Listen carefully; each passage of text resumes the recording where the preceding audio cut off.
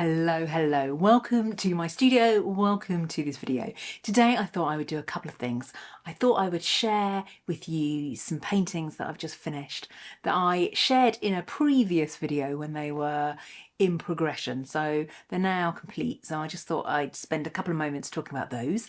And I also wanted to take you inside one of my sketchbooks and share a technique that I use to start pages and to really fill up a sketchbook. And I also thought I would pick a few of my art books, some of the books that are calling to me and interesting me at the moment. And this is a book about the contemporary artist Mark Hearld. It's his workbook. And he does these great kind of collage prints, inspired by nature, inspired by objects. And he just has this beautiful approach to artwork. It's a bit like he's got a vintage sensibility in some way. I love this chart of his inspirations, themes and connections, and I was delighted to see that he does this because this is something that I do. It's basically writing down ideas, inspirations on one page, and there's something about writing it down on one page where you can see connections and relationships, and I think it's also a really good kind of route map to list our inspirations. It's articulating it to ourselves. It's also a great resource when you might be feeling a little bit under-inspired to go back to all of these ideas. So he's sort of listed artists he's interested in, different kind of fabric designs, folk art, pottery, William Morris, different block printers. So he's sort of summarised his inspirations on a page, and I think that's a really great idea.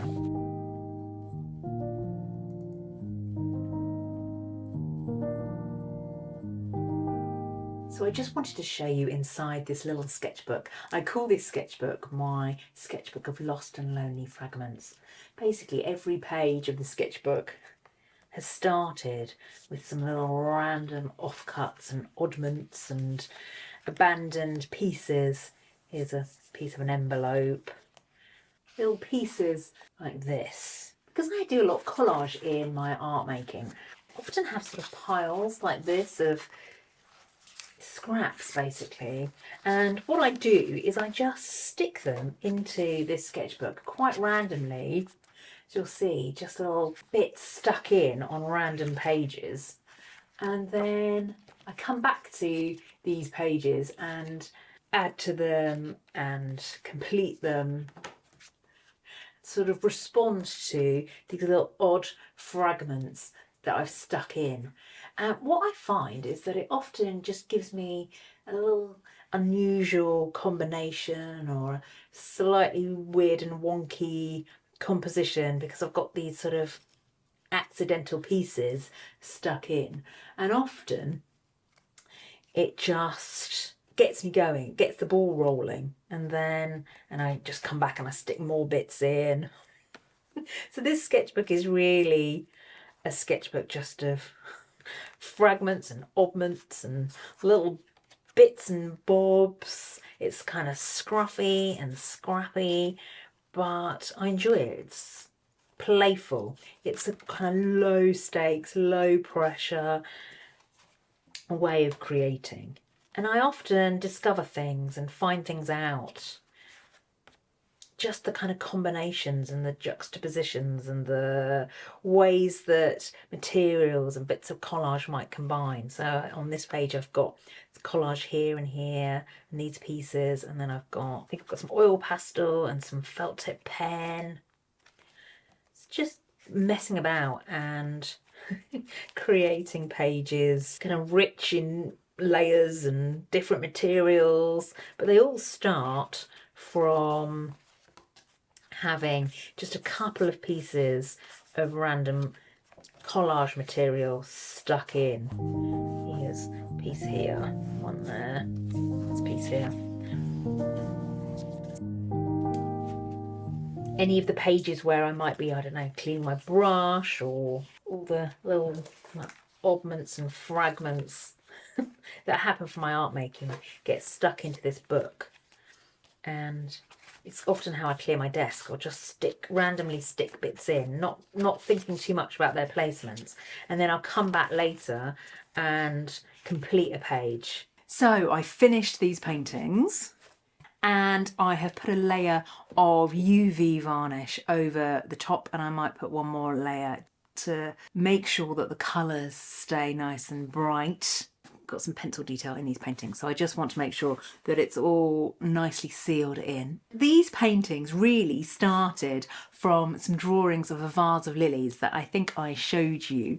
It was one of my parents' vases. My dad used to buy my mother flowers every week, so I have a kind of sweet nostalgia for some of the objects that came from their home and have travelled with me through life, I guess. So that was my initial starting point. But these paintings really developed layer after layer, like a patchwork, and they sort of built up piece by piece. And I really enjoy that about my own paintings. I like them to be bright and bold, but I also want them to have like a hidden depth and a complexity underneath the sort of playfulness.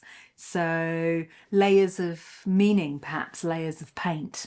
I always find it really hard to articulate in a pithy way what my paintings are about, because I could just say, yeah, it's basically a vase of flowers and a chair, but it's not just a vase of flowers and a chair.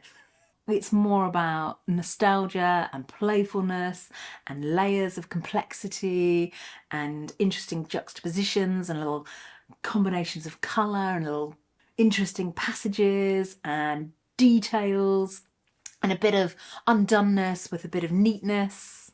So another book that I'm drawn to is this book on Picasso, where it's exploring his works on paper, and I'm really loving the way that he cuts out shapes within his artworks, within his works on paper.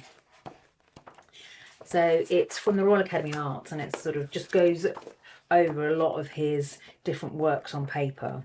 So I'm really drawn to these pages here where he's using collage and drawn lines on top of found paper. There's something about that combination that I'm really liking. I'm also interested in the way that he's created these little artworks here. It looks like he's drawn something and then fairly much cut it out, the shape of what he's drawn.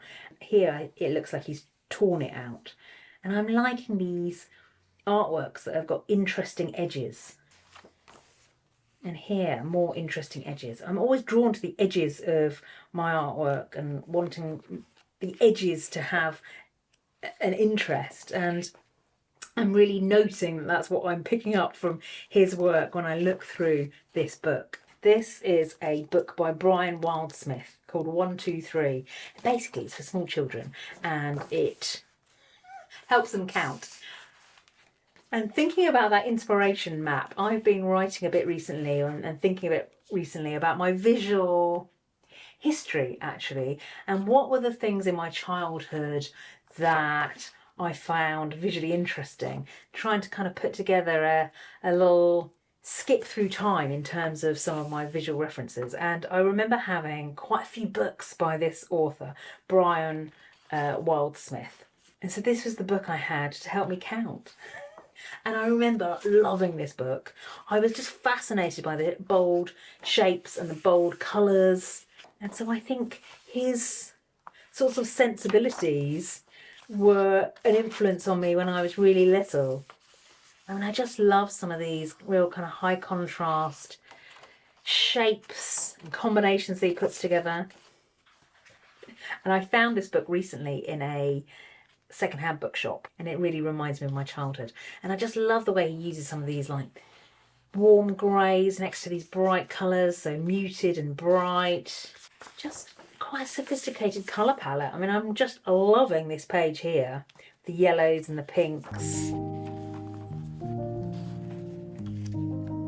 So I've just been trying to map some of my influences, particularly thinking about to when I was a child, and this is one of the books that I can really remember.